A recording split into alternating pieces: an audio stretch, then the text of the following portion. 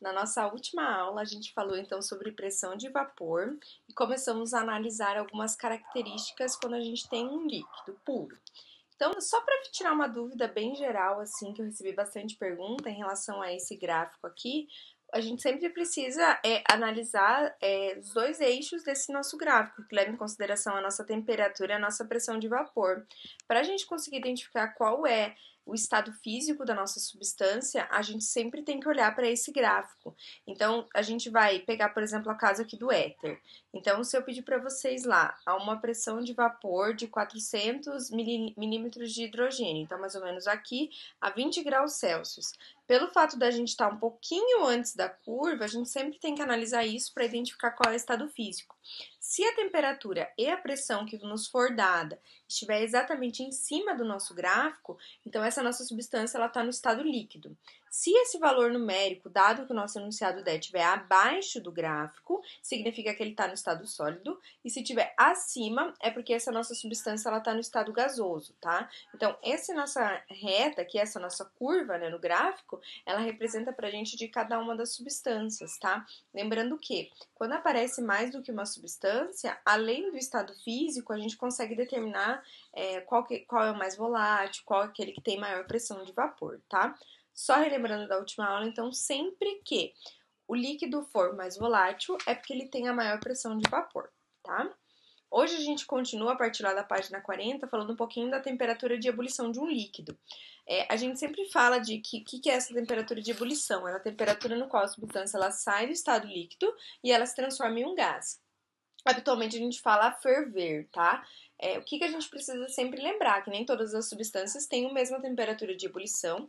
E agora, como a gente já está pensando nessa questão também de pressão atmosférica, a gente sabe que também se eu mudar minha pressão atmosférica, eu também estou mudando qual é a minha temperatura de ebulição. Por isso que se a gente for pensar em qual temperatura que a água ferve aqui em Cascavel, com certeza vai ser diferente da temperatura que ferve, por exemplo, lá em La Paz, em Lima. Qual vai ser a temperatura em que a água vai ferver, por exemplo, lá a nível do mar na praia. Então, a gente tem essas mudanças de temperatura justamente pelo fato da gente ter, então, pressão de vapor, ou seja, pressão atmosférica diferente, que é o que a gente vai ver hoje, tá? Então, eu quero só que vocês grifem para mim, por favor, onde ele fala bem assim, ó. Como a pressão de vapor depende da natureza do líquido, forças intermoleculares, em uma mesma pressão atmosférica, cada substância apresenta determinado valor de temperatura de ebulição. Isso vai depender, então, da temperatura e principalmente da força com que as moléculas ficam unidas lá numa determinada substância, tá? Então, observe que a gente tem aqui de novo aquele gráfico do éter, do etanol e da água, e a gente tem comparando eles, tá?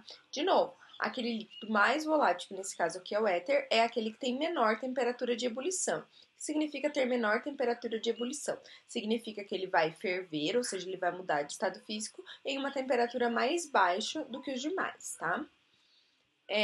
O que a gente tem aqui é se a gente for comparar a mesma substância, então o mesmo líquido, a diferentes lugares. Então aqui a gente tem um esqueminha lá de São Paulo e de Santos. Então São Paulo ele está a 750 metros de altitude, significa que a gente tem então diferença de altitude em relação a Santos. Por quê? Santos está a nível do mar. Vocês vão reparar que a partir de agora, sempre o exercício ele vai tratar isso, sempre vai falar onde que está essa nossa substância. Então, habitualmente, quando a gente pensa lá, a água entra em ebulição ou a água ferve a 100 graus Celsius, a gente está se referindo a nível do mar. Quando a gente sai do nível do mar e vai para uma outra altitude, ou seja, sobe a serra, a gente vai mudar essa temperatura também, tá? Isso acontece pelo seguinte motivo que a gente tem aqui. Lá em São Paulo, onde a gente tem 750 metros de altitude, a gente tem uma menor coluna de ar, ou seja, a pressão atmosférica é menor. Isso daqui provavelmente vocês devem ter estudado em geografia, tá? E em Santos, lá que a gente tem o nível do mar, tá vendo que a gente tem uma coluna de ar maior? Ter uma coluna de ar maior significa que a gente tem uma maior pressão atmosférica e, consequentemente, isso vai mudar também a temperatura de ebulição da nossa substância.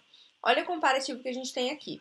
Então, Santos, zero de altitude porque está no nosso nível do mar, a pressão atmosférica é de 760 milímetros de Hg. Eu gostaria que vocês escrevessem aqui do lado 1 atm, porque é essa transformação que vocês vão precisar fazer. 1 atm corresponde a 760 milímetros de Hg, tá? Então, a 1 atm ou 760 milímetros de Hg, a água ela entra em ebulição a 100 graus Celsius. quando eu mudo essa minha altitude. Subi a serra, então eu tô lá em 750 metros de altitude, a minha pressão atmosférica, tá vendo que ela diminuiu? Por que a minha pressão atmosférica diminuiu? Porque a minha coluna de ar ela é menor. Pelo fato da minha pressão atmosférica ter diminuído, a minha temperatura de ebulição também diminui. Então, com isso, a gente já consegue determinar uma coisa, que é o quê? Quanto maior for a minha pressão atmosférica, maior vai ser a minha temperatura de ebulição. Lembrando que, quando a gente pensa em pressão atmosférica, ela é o contrário da nossa altitude. Quanto mais alto a gente tiver, menor é a pressão atmosférica. Então, se a gente fosse comparar Cascavel com uma praia aqui do Paraná, quem que está em maior altitude? Nós. Quem que está em maior pressão atmosférica? A praia. E aonde que a água vai ferver numa temperatura mais elevada? Lá na praia, tá? Justamente por causa dessa questão da pressão atmosférica. Tudo bem, gente? Então, eu quero que vocês grifem aqui para mim, por favor. Então, à medida que a altitude aumenta, há uma diminuição na pressão atmosférica. Como resultado, ocorre uma diminuição da temperatura de ebulição do líquido, ou seja, a água utilizada ferve em temperaturas mais baixas em regiões de maiores altitudes. É o exemplo que a gente pode pensar lá na nossa panela de pressão, tá? O que a panela de pressão faz? A panela de pressão, ela não é que a gente tem que colocar mais água, não é isso. Dentro da panela de pressão, a gente está aumentando a pressão que a gente tem ali dentro. Se a gente aumenta a pressão, significa que a água ela não vai ferver na temperatura que ela está habituada a ferver. Ela vai ferver numa temperatura mais elevada. Por esse motivo, é que quando a gente vai cozinhar o alimento numa panela de pressão, a gente consegue o quê? Ferver ela, cozinhar esse alimento muito mais rápido do que uma panela convencional. Porque ali dentro, a água ela não vai ferver, então, nos seus 98, que é mais ou menos o que ela ferve aqui na nossa cidade. E sim, ela vai ferver numa temperatura muito mais elevada. Justamente por quê? Por causa dessa questão da pressão atmosférica aqui que a gente deve levar em consideração, tá? Então, quanto maior for a pressão que a gente tiver, maior vai ser a temperatura de ebulição. Muito importante que não pode esquecer, tá? Quando a gente pensa sempre nessa água, a gente está pensando na água pura e não em uma água mineral. Se vocês pegarem lá um copo de água mineral ou uma água de torneira e colocar lá para ferver, vocês vão ver que ela já não vai mais ferver nessas temperaturas. Justamente pelo fato de que a gente não tem uma substância pura ali, a gente tem uma mistura. E isso vai mudar então a temperatura de ebulição, tá? Eu quero que vocês só observem aqui que ele fala da panela de pressão, então depois vocês leem, mas isso daqui é bem importante para a gente relembrar, tá? Aqui tem uma relação com o futebol, porque os jogadores de futebol eles vão antes, né, para acostumarem com a quantidade de oxigênio que vai ter disponível quando eles vão jogar em Lima, em algumas outras cidades, tá? E para finalizar, a gente vai falar um pouquinho do nosso diagrama de fases, tá, gente? Bom, quando a gente pensar em um diagrama de fases, a gente vai estar pensando em um gráfico que vai correlacionar todos os estados físicos possíveis da nossa matéria, tá? Então, nesse nosso diagrama, a gente tem tanto estado sólido, tanto estado líquido, tanto estado gasoso. Nesse nosso diagrama, a gente consegue determinar em temperaturas e pressões qual vai ser o estado físico de uma determinada, então, substância, ou de um determinado líquido puro, tá? Quando a gente leva em consideração isso, a gente vai conseguir sempre observar qual é o estado físico que a gente tem. Então, observem que a gente tem aqui, eu vou até dar um zoom para ficar um pouquinho maior para vocês. Então, esse daqui é um gráfico que também leva em consideração a temperatura e a pressão. Esse gráfico ele é diferente dos demais. Por quê? Porque aqui eu tenho apenas uma única substância, tá? O que eu tenho nesse nosso gráfico? Essa primeira região aqui, a gente fala que a gente tem a substância no estado sólido. Então, se estiver em uma determinada temperatura relacionando com uma pressão, a gente tem essa substância no nosso estado sólido.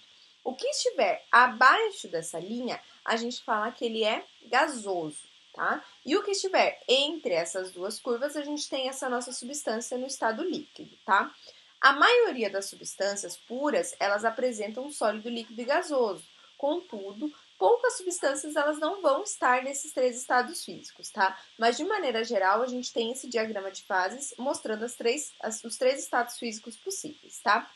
Um ponto que é bem importante aqui, é o nosso ponto triplo, tá? O que é o nosso ponto triplo? Que é justamente a união de todas essas curvas, tá? O nosso ponto triplo, ele representa pra gente a temperatura e a pressão no qual a substância ela se encontra com três estados físicos coexistintos. Então, nesse ponto triplo eu tenho tanto sólido, líquido e gasoso, tá? Então, aqui a gente tem os três estados físicos. Importantezinho, por que aqui está escrito curva de sublimação? Porque essa curva aqui representa pra gente a mudança de estado físico do sólido para o gasoso. Aqui está escrito curva de ebulição. Por quê? Porque se estiver exatamente nessa minha curva, significa que a minha substância ela está saindo do estado líquido indo para o gasoso. E a minha curva de fusão é porque eu estou saindo do estado sólido indo para o líquido, tá? Então, se eu tiver exatamente lá um valor numérico exatamente em cima dessa linha, significa então que eu tenho o que a gente chama de ponto de fusão, que eu estou na fusão, ou aqui o meu ponto de ebulição. Por quê? É a temperatura no qual a minha substância está mudando de estado físico e indo para o outro, então por isso que a gente tem aqui. O que acontece nesse nosso ponto, nessa temperatura de ebulição, nessa nossa temperatura de fusão? É a temperatura no qual a gente tem as duas fases coexistindo, porque ela está se transformando em um estado físico no outro. Ok, gente? Então eu quero que vocês grifem aqui embaixo do gráfico, onde está escrito aqui. O ponto marcado pela intersecção das curvas é chamado de ponto triplo, em que uma mesma pressão e temperatura coexistem as três fases em equilíbrio. Em equilíbrio significa que eu tenho as três fases existindo simultaneamente. Então, puxa uma flechinha aqui e escrevam lá, tá, gente? Três fases coexistindo. Então, aqui, gente, só tem a única diferença desse gráfico para o outro, que aqui a gente tem valores numéricos, tá? E essa daqui é da nossa água. Então, observe. Cada substância vai ter um diagrama diferente, tá? Então, vocês não precisam lembrar dessas temperaturas, nem de lembrar de quais são os valores, tá? O que eu tenho aqui? Quando eu tenho gelo, significa que a água está no estado sólido, significa que as minhas moléculas elas estão muito unidas. Sempre no estado sólido eu tenho muita força de coesão. As minhas partículas elas estão muito unidas, tá, gente? Conforme eu for alterando ou a minha pressão ou a minha temperatura ou as duas coisas simultaneamente, a gente vai mudar de estado físico. Então, vamos ter aqui no gelo, eu mantive lá a minha pressão atmosférica, mas eu fui aquecendo, aquecendo, aquecendo, aquecendo, ou seja, a minha temperatura foi alterando, eu cheguei aqui no meu estado líquido. Observem que as moléculas elas já começam a se separar um pouco. Isso é uma característica do líquido. A gente tem força de atração e força de repulsão simultaneamente acontecendo. Ainda as forças de atração são maiores, por isso que elas ficam mais unidas, tá? Não tão unidas quanto no nosso sólido, tá, gente? Aqui eu já tenho um grau de agitação maior dessas minhas moléculas. Se vocês observarem, quando eu chegar nessa minha temperatura aqui, eu vou ter, então, essa nos 760 milímetros de Hg, eu chegar em uma determinada temperatura, eu já tenho essa água no estado líquido. Gente, em qual temperatura que a água sai do sólido e vai para o líquido? 0 graus Celsius. Então, por isso que aqui, ó, na minha curva de fusão, quando eu ultrapasso essa minha barreira de 0 graus Celsius, eu começo a ter água no estado líquido. Se eu continuar aquecendo, aquecendo, aquecendo, mantendo-se uma pressão de vapor constante, até eu chegar em 100 graus Celsius, eu passo a ter vapor de água ou simplesmente água no estado gasoso. E aí a gente consegue identificar essa característica, tá? Que é o quê? Mantive a minha pressão constante, conforme eu fui alterando a minha temperatura, eu fui mudando o meu ponto de... meu estado físico da minha matéria, tá? Outra forma de fazer isso é manter a minha temperatura constante e eu observar lá a alteração da minha pressão. Nessas situações que a gente tem aqui, então mantenho lá nessa temperatura, conforme eu for subindo a minha pressão, eu saio do vapor até eu chegar no meu estado líquido e depois eu tenho estado líquido. Se eu vim aqui para 0 graus Celsius, mantive a temperatura, mas eu vou alterar minha pressão, eu vou sair do vapor e eu vou passar direto para o sólido. É possível? É possível, tá, gente? Porém, a gente precisa sempre ter essas condições mantidas. Então, eu preciso manter a minha temperatura constante lá em 0 graus Celsius e eu preciso ir alterando somente a pressão.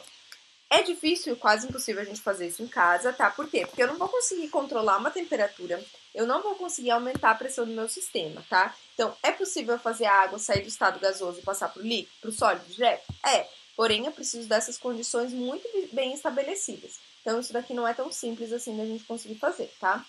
Novamente, o nosso ponto triplo, então é o ponto que a gente tem as três fases coexistindo, tá? Então, esse meu ponto triplo da água em específico, ele acontece em uma pressão de milímetros de Hg de 4,579 e a uma temperatura de 0,0098 graus Celsius. Ok, gente? Bom, é isso daqui. Aqui tem uma conexão que vai falar um pouquinho do café, que eu gostaria que vocês lessem. É isso pra hoje. Beijos, até a próxima, gente!